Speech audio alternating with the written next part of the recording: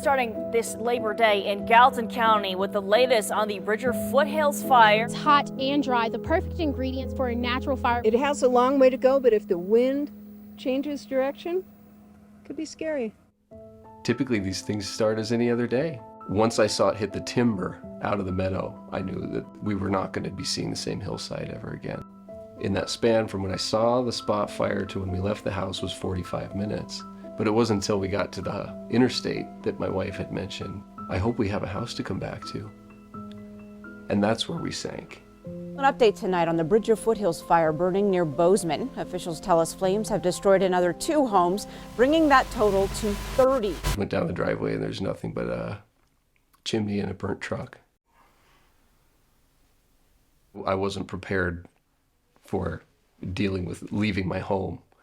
You could only have 10 minutes. Not just to save things in your home, but save yourself as well. I mean, as we're seeing across the West, wildfires are getting bigger, burning hotter, and lasting longer. Now more than 250,000 structures have been destroyed by wildfire since 1999 alone. These risks are only going up, and the problem's not going away. My name is Kimi Barrett, and I am the lead wildfire researcher and policy analyst at Headwater's Economics. I work with communities across the country to design, plan, and adapt to increasing wildfire risks. Forests burn. They have forever. They've burned. And now that we're putting our houses within those burn zones, people just need to realize that they need to plan to give themselves a better chance. The reality is that we need to learn to live with these increasing risks and build our homes, neighborhoods, and communities to be better adapted to increasing wildfire. My understanding of fire danger to that point was I'm in a low risk area because I'm on the creek and I'm away from the timber. So embers account for a vast majority of homes being lost during a wildfire. Up to 90%, in fact, of all homes destroyed during a wildfire are due to embers. So when you think about the construction materials of a home and making it more wildfire resistant, it's equally important to think about what's on and around the home itself. How you successfully plan for a house, that's another huge one. You know, we're talking about ignition resistant materials. Well, it's a much bigger picture than just what's on the house. It's what's around the house. That's very important. I started realizing I had a house that would have been in trouble. We had choke cherry trees planted right next to the foundation wall, surrounding lilac bushes, wood chips. I saw it as a challenge. My architect was a good place to start.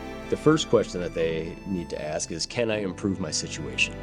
Start looking at the big picture and hone in on the details. What are the fuel sources around the house? Can you start to clean that up so that if there is some sort of a fire in the area, maybe there's a natural barrier to where they're not having, tall grasses running up to the house itself. Then kind of create that non-combustible zone next to your home, say a 5-foot zone of non-combustible material. That instigated a lot of ideas. If an ember falls on the roof, where's it gonna go?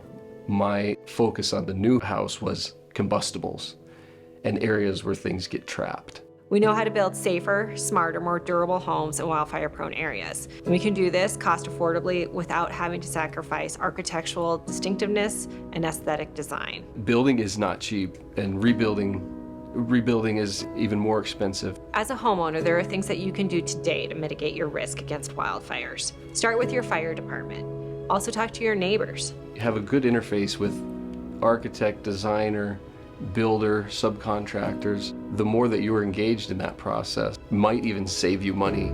Bottom line on ignition resistant materials is, yeah, absolutely. You can put them on any home at any price point. Anybody can do it, and it's not difficult. They're common materials that are utilized. I think about this home that I've built and so proud to build and share my story with. I think about wildfire every time I look up at the hillside.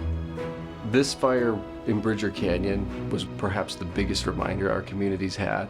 It's on everybody's mind. People know that this is a real issue that needs to be addressed. As we unfortunately saw with the Bridger Foothill fires, there's a lot of homes that were not built with wildfire in mind.